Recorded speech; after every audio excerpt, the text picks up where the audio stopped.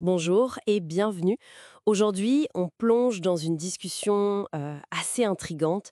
Elle vient d'un dialogue en ligne, apparemment avec un djinn musulman. Ah oui, fascinant comme point de départ. Le sujet principal, c'est le kashf, cette idée de pouvoir percevoir des infos cachées, Hmm, souvent liées au cire, la sorcellerie, et puis au monde des djinns. d'accord. Alors, les questions qui ressortent, c'est comment ça marche, ce kashf? C'est réel ou c'est une arnaque? Oui, une tromperie peut-être. Et ce terme Zouri, d'où il sort? On va essayer de démêler un peu tout ça, extraire les points clés.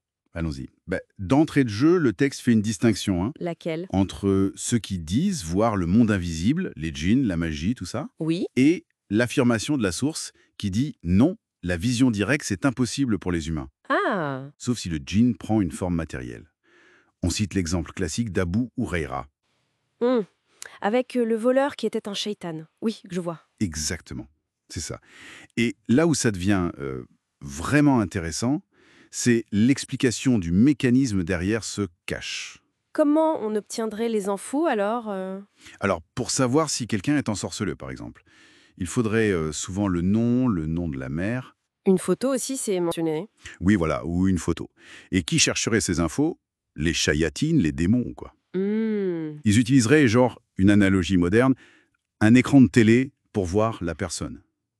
Leur propre technologie, en quelque sorte. C'est une image assez parlante, ça. Mais est-ce qu'on dit comment se protéger de cette technologie?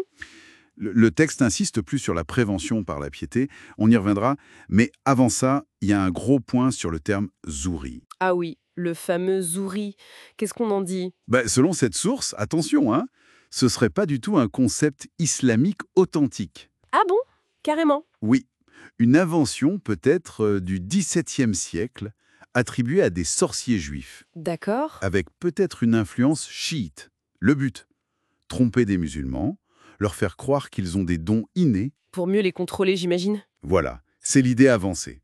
Une démystification assez directe, en fait. Donc on remet en cause ce terme zouri, mais alors quelle est l'alternative, disons, légitime selon ce texte? Alors, on oppose ça à la hikma, la sagesse, ou au kashf rabbani, Le dévoiement divin, c'est ça? ouais, une perspicacité qui vient de Dieu.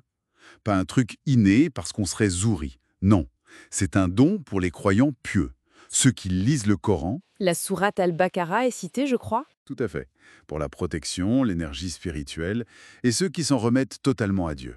Et ça rend humble. Conscient d'être juste un soldat de Dieu. Pas d'orgueil. Et ça se manifeste comment, concrètement? Par une intuition, une compréhension soudaine, peut-être en lisant le Coran. D'accord, c'est plus subtil. Le texte met aussi en garde contre certaines infos, non? Oui, absolument. Méfiance envers les infos venant de sorciers, même s'ils se disent repentis, Pourquoi ça? parce que leur secret serait pas fiable. La vraie connaissance vient de Dieu. Et les chayatins peuvent toujours les manipuler, mélanger le vrai et le faux. Logique. D'ailleurs, on parle même de la repentance. Les péchés perso, bon, ça peut être pardonné par Dieu. Mais le shirk, associer quelque chose à Dieu, ou l'injustice, comme la sorcellerie, Là, il faut réparer. exactement, il faut réparer auprès des victimes pour que le repentir soit vraiment complet. Et les djinns eux-mêmes, ils savent tous. Non, justement. C'est un point clé. Leur connaissance est limitée. Ils n'ont pas accès à l'invisible, au futur. Le Reib. Non, ça appartient à Dieu seul. L'exemple, c'est la mort du prophète Suleiman, Salomon. Les djinns qui bossaient pour lui, ils n'ont rien vu venir. Ah oui, jusqu'à ce que sa canne cède. Voilà, ça montre bien leurs limites. La protection, c'est le Coran et le dhikr, les invocations. Bon alors, si on essaye de synthétiser un peu tout ça, Mhm. le message principal, c'est quoi? Une mise en garde, j'ai l'impression? Oui, distinguer la vraie intuition spirituelle, celle qui vient de la piété, de la confiance en Dieu, Hmm.